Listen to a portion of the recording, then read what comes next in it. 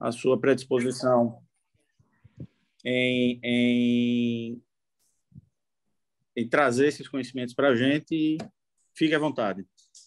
Pode começar. Valeu. Obrigado, viu? Valeu, eu que agradeço o convite, a clínica, a Márcio, a Marcos aí, que me chamaram para falar de um tema que eu gosto bastante, né, que é a analgesia. Então, eu fico muito feliz de falar sobre esse tema para vocês.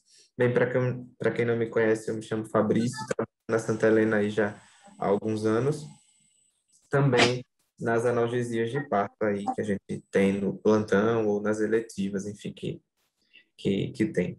Bem, pessoal, deixa eu só colocar aqui.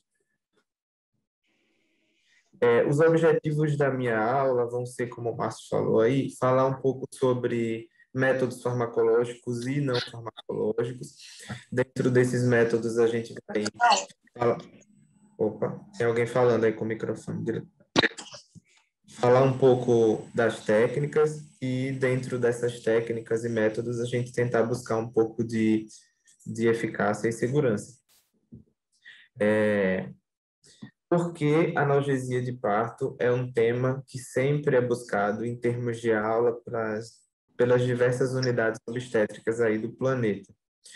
Porque você está lidando com uma palavra que é bem pequena, que é a dor, mas ao mesmo tempo extremamente complexa, de caráter variável, dinâmica, imprevisível, particularmente no parto, ela apresenta todas essas características ao mesmo tempo.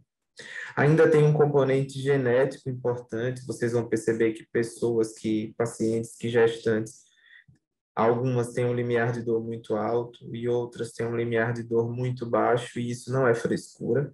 Isso pode ter um advento aí genético mesmo. A gente também tem incutido na cabeça, a gente não, né? É incutido na cabeça dessas mulheres uma referência bíblica importante em relação à dor, o que acaba afastando elas um pouco da analgesia de parto. Felizmente, a gente tem conseguido tirar um pouco esse pensamento de que a dor ela é extremamente necessária durante o trabalho de parto, para que a paciente evolua com um trabalho de parto sem nenhuma intercorrência. E nesse aspecto, quando você analisa o trabalho de parto em si, o próprio tamanho da pelve, o formato dela, a apresentação do bebê e a própria indução do trabalho de parto também culmina nessa variabilidade da dor, ou piora o quadro álgico, a depender do que a gente está falando desses subcritérios aí. Se a gente também levar em consideração os fatores de risco físico e psicológico para o desenvolvimento da dor, aí é que essa diversidade ela se amplia. Então, a idade, a paridade, a própria saúde materna, a dilatação do colo, o tamanho do bebê, a posição fetal, são fatores biológicos que podem culminar numa maior ou numa menor dor durante o trabalho de parto. Além disso, os fatores psicológicos. Então, o medo, a apreensão, a ansiedade, a própria falta de informação, a desmotivação da gestante. Gestantes mais motivadas para um trabalho de parto, elas conseguem tolerar mais a dor, por exemplo. E a presença de um acompanhante colaborador. Isso ajuda bastante na compreensão da dor e na tolerância daquele processo durante o trabalho de parto. Bem, será que existem métodos que são mais confiáveis ou menos confiáveis? Bem, existem diversos métodos, que a gente vai falar de alguns deles por aqui, e a gente vai começar falando dos métodos não farmacológicos. Eu poderia fazer uma lista aqui de uns 20 métodos que eu já ouvi falar e já vi ser feito, como acupuntura, massagem lombar, hipnose, técnicas de respiração, estimulação transcutânea nervosa, hidroterapia com imersão, banhos de água morna, a presença da doula acaba se encaixando num método não farmacológico. A presença de membros da família também acaba se encaixando num método não farmacológico. Quando me chamaram para falar dessa aula, era justamente para tentar buscar evidências em todos esses métodos aí que eu vou falar para vocês. Então, não existem trabalhos abarcando todos os métodos. Muito pelo contrário. Os métodos não farmacológicos, eles, em alguns trabalhos, eles de fato são investigados e citados, e alguns deles eu vou mostrar aqui para vocês. O primeiro trabalho que foi publicado ali, que eu vou mostrar para vocês, ele foi publicado em 2019, onde vai trabalhar um pouco com a experiência da mulher diante de métodos farmacológicos e não farmacológicos. Como a gente começou falando desses métodos sem medicamentos, eu vou focar exatamente nessa introdução não farmacológica desse trabalho, e aqui é uma revisão sistemática, mas com um propósito qualitativo, né? Buscar o que a gestante sentiu na presença daquele método. Ele foi bem delineado, a distribuição dos grupos, mas só foram avaliados 2 tipos de métodos não farmacológicos: a massagem e o relaxamento. Esses 2 métodos foram analisados e também foram comparados com os métodos farmacológicos. Particularmente nesse trabalho, o que se mostrou foi que dor, o método não farmacológico avaliado, aqui são 2, não houve redução. Então, uma gestante que chegou em trabalho de parto e foi submetida àquele método não farmacológico não teve alívio da dor. Mas e por que aquele método não farmacológico continuou sendo utilizado depois de uma publicação como essa em 2019?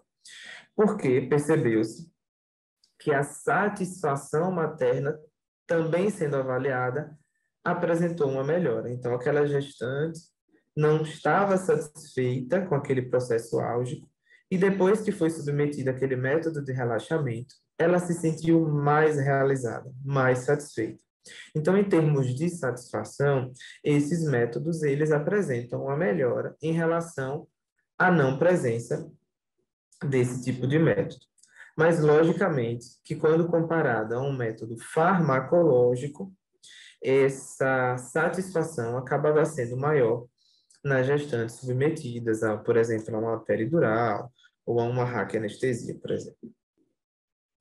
Nesse segundo trabalho, que eu vou estar mostrando aqui para vocês, também são analisados os 2 tipos de métodos, né, os não farmacológicos e os farmacológicos, e aqui buscando sempre efetividade, comparando os possíveis métodos utilizados, ele delineia em uma tabela exatamente os métodos e a comparação entre eles. Então, por exemplo, aqui a gente tem anestesia epidural, uma anestesia com óxido nitroso, uma estimulação transcutânea nervosa, imersão e água, manejos múltiplos, aí vários métodos ao mesmo tempo, ou nenhum método sendo avaliado.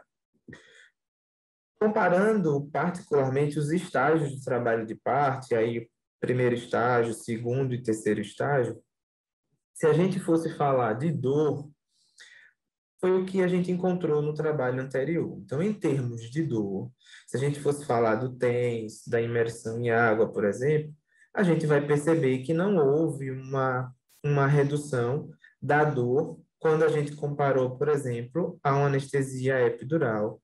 Quando a gente, por exemplo, comparou no primeiro estágio do trabalho de parto, em relação ao óxido nitroso.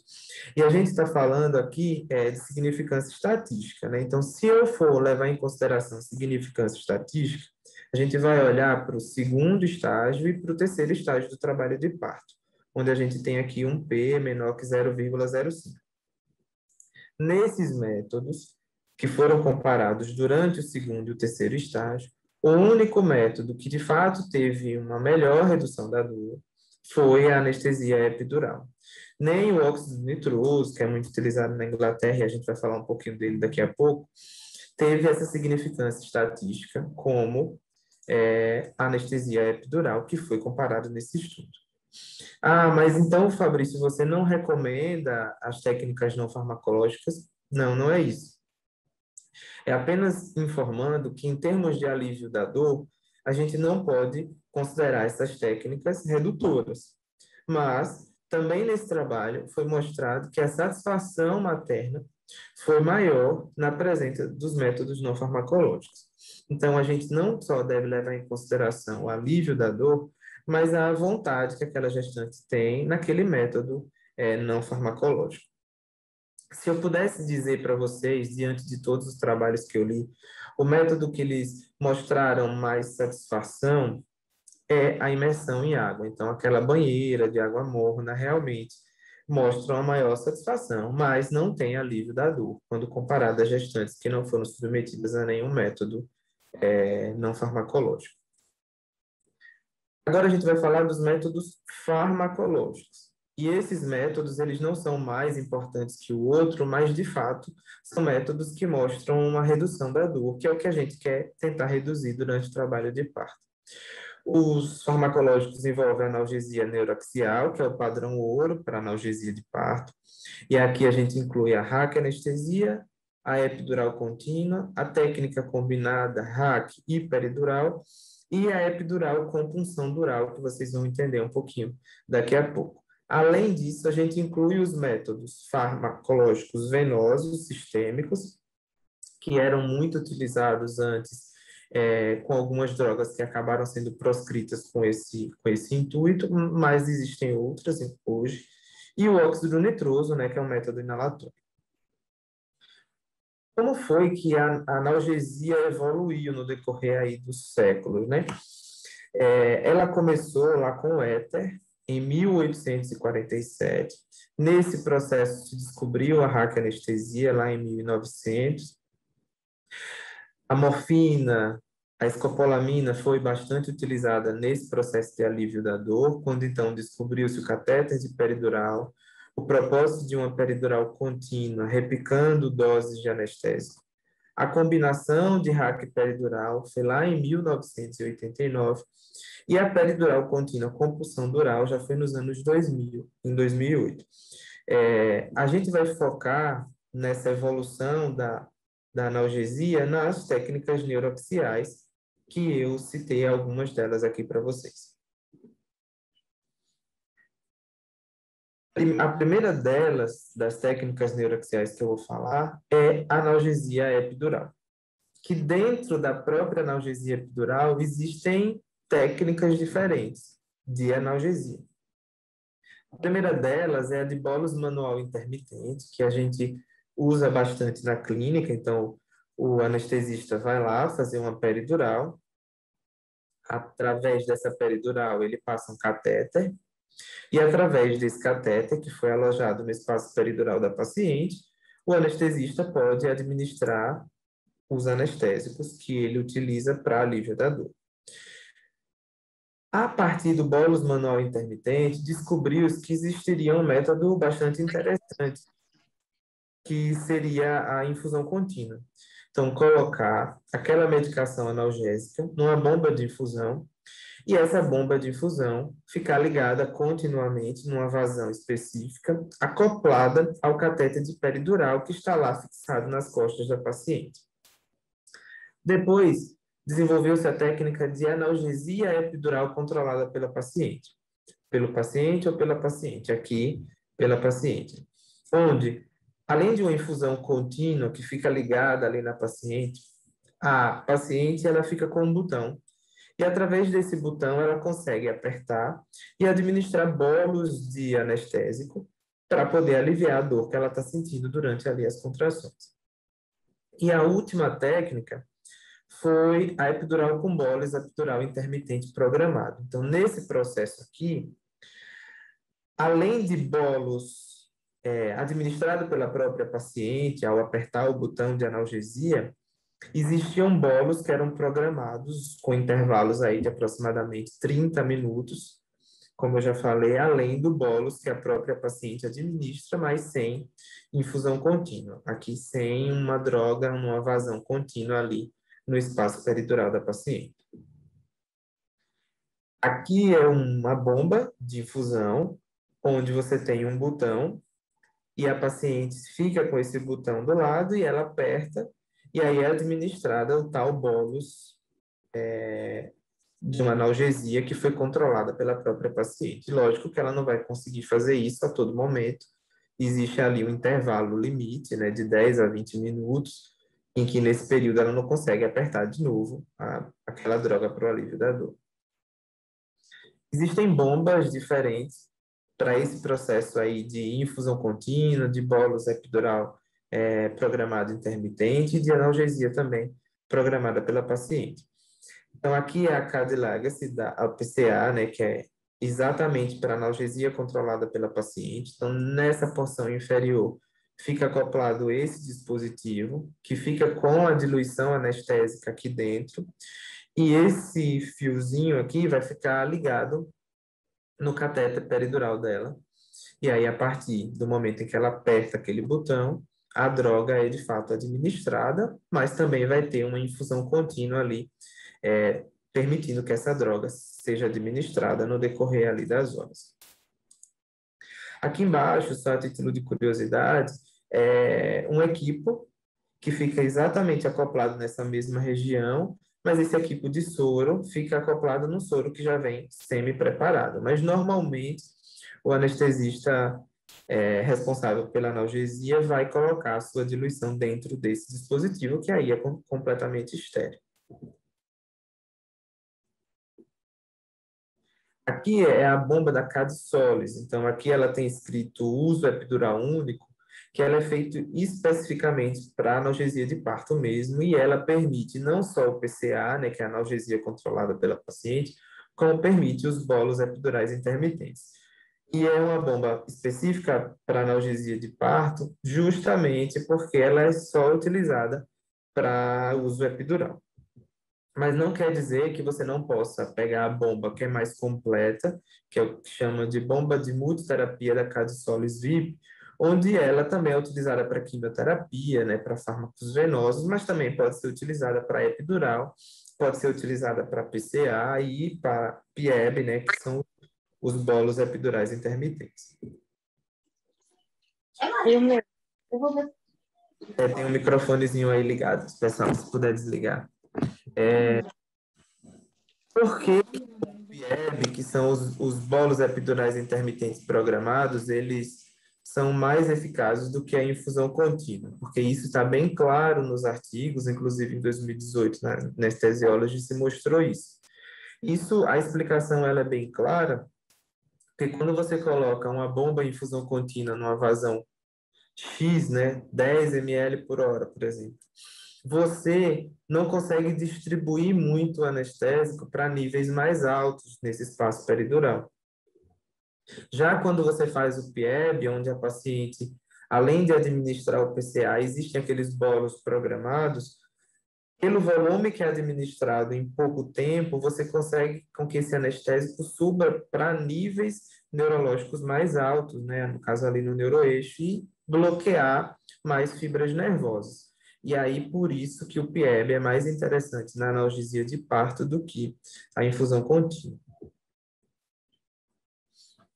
A segunda técnica é a combinada RAC e peridural, onde além da peridural, que eu já mostrei anteriormente para vocês, o anestesista, ele vem com agulha de RAC, por dentro da agulha de peridural, e é o duplo bloqueio mesmo, fura a dura mater, né? Acessa o espaço subaracnoide, injeta o anestésico nesse espaço subaracnoide, numa certa quantidade em especial, tira a agulha de RAC, né? Agora, através da agulha de peri, que continua no espaço peridural, administra um catéter, coloca o catéter nesse espaço peridural, tira a agulha e, através desse catéter de peridural, ele pode também administrar mais anestésico numa outra diluição, numa outra preparação. Essa técnica combinada RAC peridural, ela tem um início rápido de analgesia e é muito utilizada para trabalhos de parto que estão sendo muito avançados, onde você tem a certeza de que, ou pelo menos quase tem a certeza de que as coisas vão evoluir tão rápido que talvez não dê uma oportunidade para você fazer uma RAC, anestesia, naquele final. Não vai dar tanto tempo, então você já faz essa técnica anteriormente. A gente precisa ter muito cuidado com essa técnica, por causa que a raquianestesia associada à pele gera uma queda abrupta de catecolaminas na gestante, tem diminuição da tocólise e um maior risco de taxistolia, né, que é o que mostram nos estudos. Por outro lado, ela tem um bloqueio sensitivo uniforme, então a paciente alivia a dor na hora, fica zero dor e de forma rápida, né? E tem uma maior cobertura sacral. Então, aquela dor parietal que a gestante sente da metade para o final do trabalho de parto praticamente cessa durante essa técnica combinada. E a grande jogada dessa técnica é justamente você ter o controle da dor somática, que a raquianestesia faz isso muito bem, e o controle da dor visceral, que a peridural também faz isso muito bem. Lembrando que a peridural também faz algum grau de controle na dor somática. No caso da raquianestesia, é administrado a bupivacaína pesada, que é a mesma droga utilizada para cesarianas, numa dose de 1,25 a 2,5 miligramas daquele anestésico. Então, no máximo, vai ser administrado ali meio ml daquela droga, né? Associada a um fentanil aí em 15 microgramas. Isso é o que mostra o trabalho da anestesióloga lá de 2018. E na peridural, você pode manter uma infusão de 8 a 15 ml por hora de uma preparação de bupivacaína, e agora não é a bupivacaína pesada da cesárea, da bupivacaína aqui numa preparação de 0,05 a 0,1%, o que você pode estender isso para 0,125 ou para 0,0625, então o anestesista que está bastante acostumado com esse tipo de diluição, associado a um fentanil aí 1 a 3 microgramas por ml daquela preparação, ou sufentanil 0,2 a 0,3 microgramas por ml, no caso da administração em infusão contínua. Existe também a técnica da peridural contínua com punção dural. Peraí, Fabrício, você acabou de falar da RAC com peridural. O propósito aqui é, através da peridural, realmente você vir com a agulha de RAC, furar a dura mater, mas não injetar nenhum anestésico no espaço subaracnoide. Então, é uma modificação mesmo da técnica combinada. Você vai vir com a agulha Whittaker 25, dentro da agulha de peri, fura a dura mater, acessa o espaço subaracnoide, tira a agulha, coloca um catéter de peridural dentro do espaço peridural e não no espaço subaracnoide, e através desse catéter você injeta o anestésico local. Então, é uma peridural onde você deixa um furinho ali na dura mater. E qual é o propósito desse furinho? Inicialmente, esse tipo de técnica foi utilizada quando se falhava muito a analgesia epidural contínua, né? Quando não furava a dura mater, então optava por fazer uma outra peridural e ir furando a dura mater. Bem, nesse artigo de 2017, publicado na Anesthesia and Analgesia, compara exatamente as técnicas, né? A epidural comum, o duplo bloqueio, no caso aqui o duplo bloqueio, né? A técnica combinada, RAC peridural, e aqui a técnica da punção da dura mater, com a agulha de RAC e a instilação de anestésico apenas no espaço peridural, através da agulha, do catéter de peridural. Nesse trabalho foram formados 3 grupos de análise completamente homogêneos e, em termos de desfecho, em termos de resultado, o que se mostrou quando comparou essa técnica da epidural com punção da dura mater, quando a gente comparou com a epidural simples isolada, houve um bloqueio sacral mais intenso e rápido e uma menor necessidade de intervenção médica para novos bolos adicionais de anestésico local na técnica da dupla punção, no caso da punção da dura mater com agulha de RAC e o catéter lá alojado no espaço peridural, mas sem administrar nenhuma droga no espaço subaracnoide. Quando se comparou essa punção da dura mater, né, com a técnica combinada, no caso RAC, com anestésico local no neuroeixo no espaço subaracnoide e a epidural também com anestésico, houve menor incidência de prurido, houve menos hipotensão nessa técnica mais nova, né? Houve menos náuseas, menos doses complementares também, menos taxistolia e menos taxas de sofrimento fetal agudo, e também uma informação interessante é que não houve aumento de cefaleia quando se comparou com a técnica RAC e peridural, injetando anestésico no espaço subaracnoide, porque muita gente poderia questionar, se você não injetou nada no espaço subaracnoide, você só procurou mais cefaleia, mas na verdade não houve aumento de taxa quando se furou as duas aí nos dois modelos. Nesse outro trabalho aqui, avaliando a analgesia epidural a baixas concentrações de anestésico local, e esse trabalho chinês, que foi publicado em 2020, né, ele foi recebido em 2019, mas publicado em 2020, mostrou que, depois que é um estudo retrospectivo, então tinham mais de 15 mil mulheres analisadas em diversos hospitais, então vários prontuários foram avaliados nessas pacientes. Inicialmente, se analisasse as 15 mil, os grupos seriam completamente heterogêneos, o grupo da analgesia com a da não analgesia.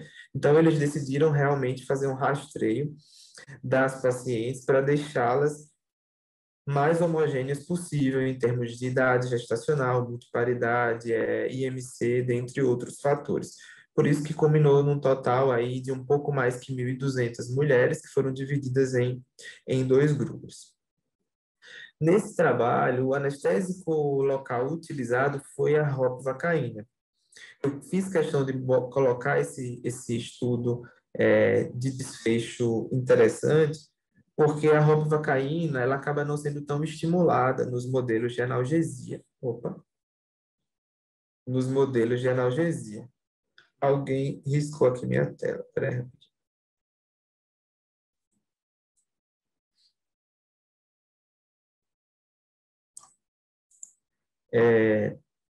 Então, nesses modelos aí de analgesia, a ropivacaína não era muito estimulada. E aí esse trabalho acabou explicando um pouco por quê. Porque com a ropivacaína, apesar de bem diluída, ela mostrava algumas alterações pouco interessantes durante o trabalho de parto após a administração da técnica epidural. Então, aqui, se a gente analisasse o primeiro estágio do trabalho de parto, o segundo estágio do trabalho de parto, se a gente analisasse a administração de ocitocina nesses grupos, ou, por exemplo, a episiotomia, no grupo da analgesia, essas taxas eram aumentadas quando comparadas àquelas gestantes que não recebiam nenhum tipo de analgesia. Por isso que eu acabei não reforçando e não reforçarei para vocês o uso da ropivacaína com esse propósito analgésico. Ela não é proscrita, né, mas acabei estimulando mais a bupivacaína, como eu vou mostrar para vocês. Em termos de desfecho do recém-nascido, né, do neonato, não houve diferença entre os grupos. Então, foi ótimo, porque usar a ropivacaína não houve grandes desfechos, exceto por alteração pequena do pH das pacientes que foram submetidas à analgesia, quando comparadas com aquelas que não foram submetidas a nenhum tipo de analgesia. Mas esse desfecho não teve repercussão clínica, e isso é interessante, porque libera para o uso a ropivacaína e reforça também que aqueles desfechos maternos não trouxeram nenhum tipo de repercussão grave para as mulheres, né? E quais são as preparações medicamentosas que eu acabei colocando aqui para vocês? Eu tirei do trabalho de 2018, publicado na Anesthesiology, essa recomendação de preparação, porque nesse trabalho houve uma baixa taxa de desfechos maternos não esperados. Então, houve realmente um aumento do tempo de segundo estágio do trabalho de parto em aproximadamente 15 minutos, quando comparado às pacientes que não receberam analgesia. Houve aumento do parto instrumental, mas todos os outros parâmetros não foram alterados. Mas, enfim, vamos para as preparações medicamentosas, né? Em termos de infusão contínua, apenas colocar uma droga no catéter de peridural, administrando numa vazão específica, você inicia com um bolus de 5 a 15 ml dessa preparação, de 0,0625 a 0,125, com o fentanil 50 a 100 microgramas ou sufenta 10 vezes menos, né, do que o fentanil. E na manutenção você mantém essa mesma diluição aqui de bupivacaína associada a um fentanil 2 microgramas por ml numa vazão de 10 ml por hora. Essa seria uma preparação em infusão contínua.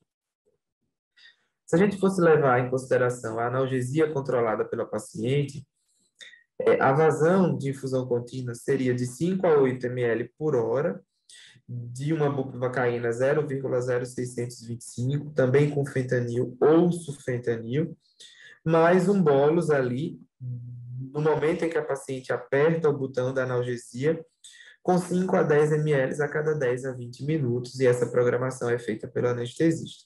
Nesse intervalo, a paciente não consegue apertar aquele botão novamente, até porque por segurança da mesma, né? E a PIEB, que talvez seja a técnica em termos de bolos mais interessante no momento, né?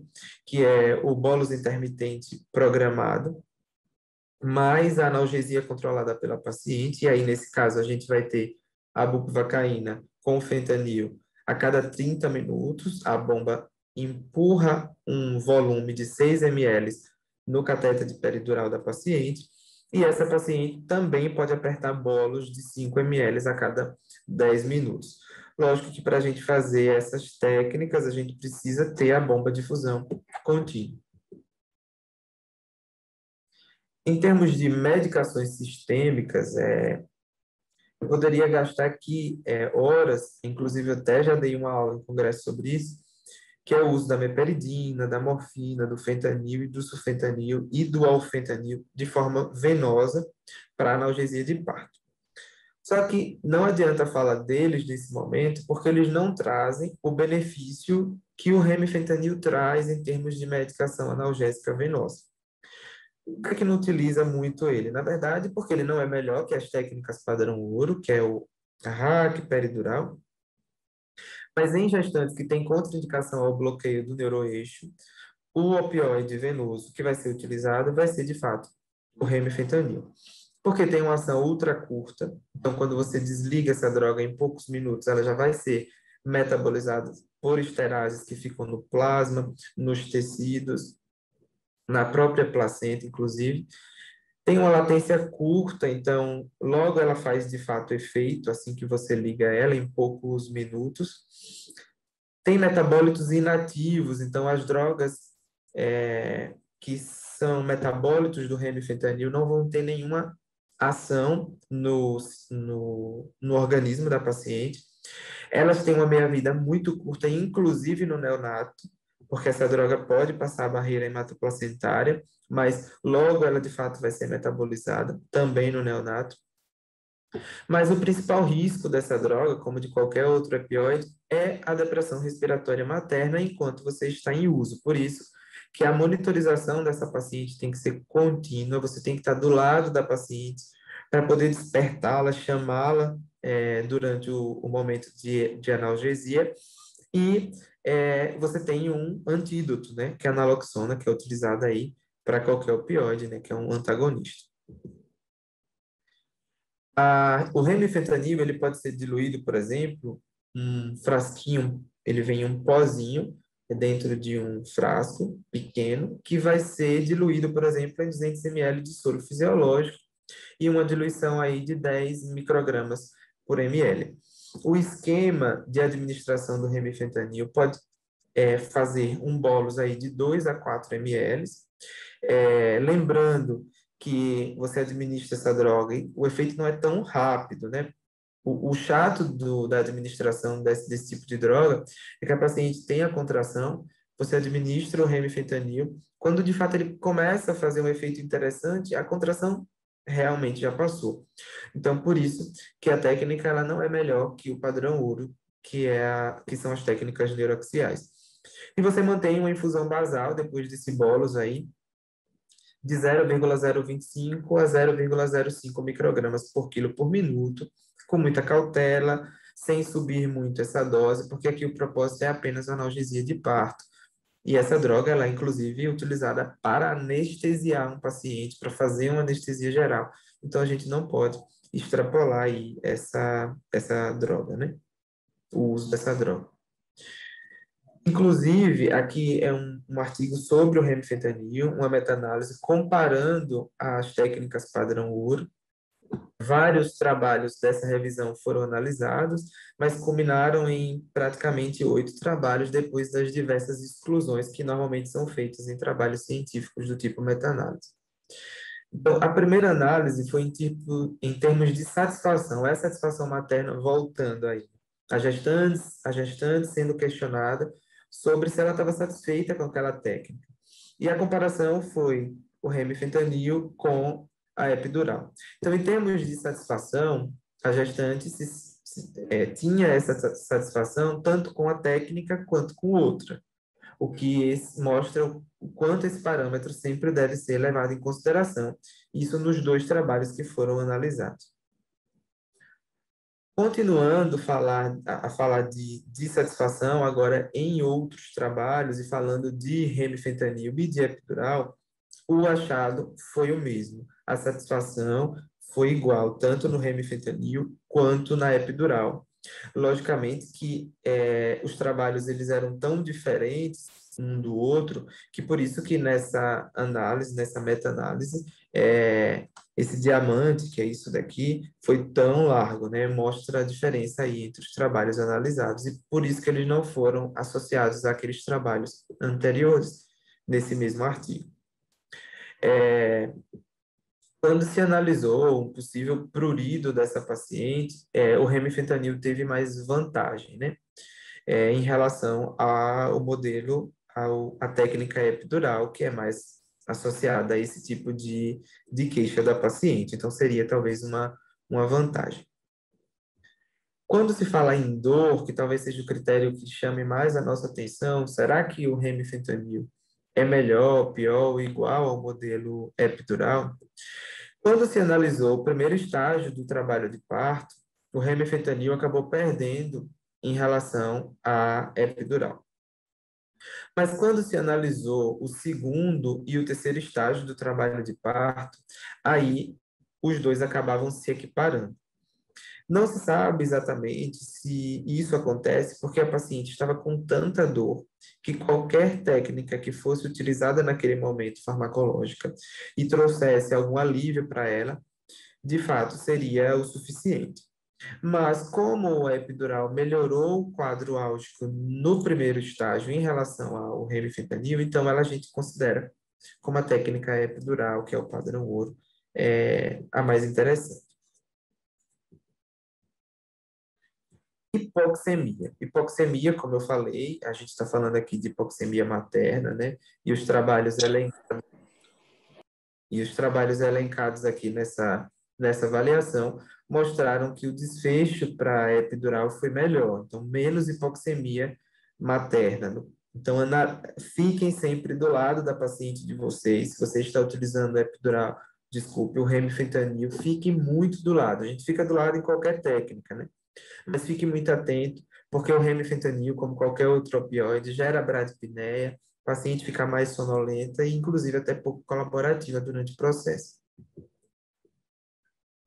E o óxido nitroso, uma técnica já muito utilizada no Reino Unido, inclusive tem séries de TV de décadas atrás mostrando o uso do óxido nitroso com esse propósito de analgesia de parto. Isso acabou não se disseminando muito pelo mundo no decorrer das décadas, mas já tem alguns anos que os Estados Unidos se mostra bastante interessado nessa técnica de analgesia de parto, por um possível melhor satisfação materna, inclusive a aceitação materna em relação a essa técnica, que é administrado ali o oxigênio, né, associado ao óxido nitroso, cada um numa concentração ali de 50% de um e 50% do outro. Não resulta em hipóxia, não gera perda de consciência, não gera perda dos reflexos protetores aí de vias aéreas, não diminui a contratilidade uterina e não deprime o neonato, né?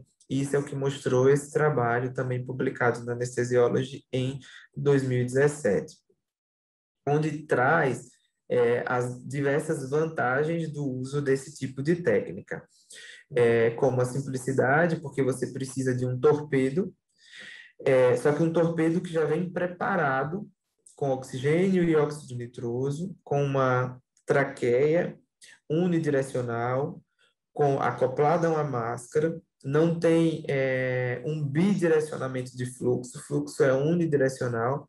Esse fluxo que vai combinar numa máscara, a gestante vai pegar essa máscara, colocar no rosto, inspira profundamente e ela vai ter o efeito do óxido nitroso, inclusive o efeito analgésico dessa droga. Como eu já falei anteriormente, a gente preserva a função neurológica, o que mostra segurança aí, em termos, inclusive, respiratórios. A gente tem uma droga de uma farmacocinética interessante, com rápida iniciação, e os efeitos eles vão passar de forma rápida também.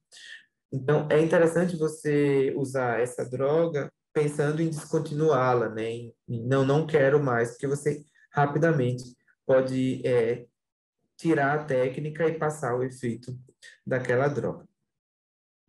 Além do que, ela é versátil, né? Ela é uma medicação versátil, ela não é só utilizada com propósito de analgesia de parto, ela também é utilizada com o propósito de anestesia. Ela pode complementar, por exemplo, um bloqueio neuroaxial, então você fez uma peridural, não ficou tão legal, colocar talvez o óxido nitroso vai complementar a técnica que você fez anteriormente, uma possível falha de bloqueio. Pode até associar aqueles bloqueios, como por exemplo o bloqueio do pudendo, né, que é muito utilizado pelo próprio obstetra. Então, acaba sendo uma opção adicional para aquelas mulheres que ou têm uma contraindicação ao bloqueio neuroaxial, e aqui a gente envolve, tem uma coagulopatia severa, não vale a pena a gente mexer no neuroeixo para fazer um hematoma após uma RAC ou uma peridural, então usar o óxido nitroso traz essas vantagens. Lógico que você precisa ter manejo, não é o óxido nitroso do nosso carrinho de anestesia, tá, pessoal? Não adianta usar ele, você pode até ter prejuízos para essa gestante. São torpedos preparados e específicos para esse propósito, naquela quantidade de 50% de oxigênio para 50% de óxido nitroso. A desvantagem do próprio óxido nitroso é que a técnica, ela de fato dá uma analgesia incompleta. Então, como eu falei para vocês anteriormente, o padrão ouro é o bloqueio neuroaxial e não é por acaso. Ele consegue cessar a dor da paciente de forma segura e as outras técnicas, elas aliviam a dor, mas ela não cessa a dor completamente. Fora os efeitos colaterais desse tipo de droga. O óxido nitroso, ele dá muita náusea, pode dar um certo grau de disforia na gestante, uma certa agitação, até sedá-la, mas essa concentração utilizada no torpedo traz uma certa segurança. Inclusive, em alguns hospitais de São Paulo, maternidade de São Paulo, já utilizam essa técnica há alguns anos.